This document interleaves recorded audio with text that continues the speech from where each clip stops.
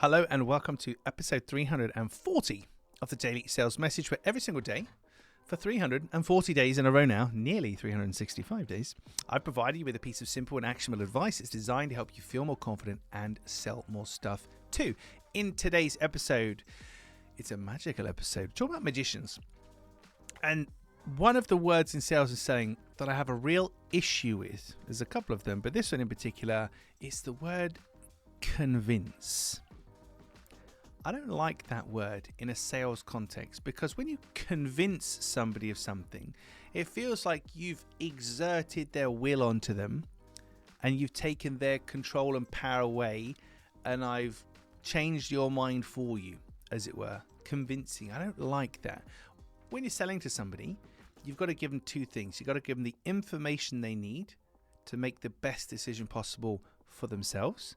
And then you have to give them the opportunity to buy. And the opportunity to buy is literally to say, we would like to work with you.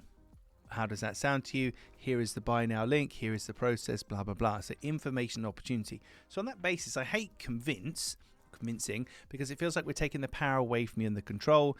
And in a sales situation, that's deadly. So the saying that I created for this is that convincing is for magicians. It's not for salespeople. As a magician, I have to convince you that I've sawn the woman in half or made the Eiffel Tower disappear, whatever it is, blah, blah. That's fine. I need to convince you of these things. I need to take control of your mind in a way. Sounds dramatic, doesn't it? Take control of your mind, make you think things in a certain way. So you go, oh my God, the Eiffel Tower disappeared. And of course, it's not. It's just camera angles and trickery. Sorry to ruin that for you. So convincing is for magicians. It's not for salespeople. Your job is not to convince people to buy from you. It is not. It's to find the people who need to buy from you and who want to buy from you.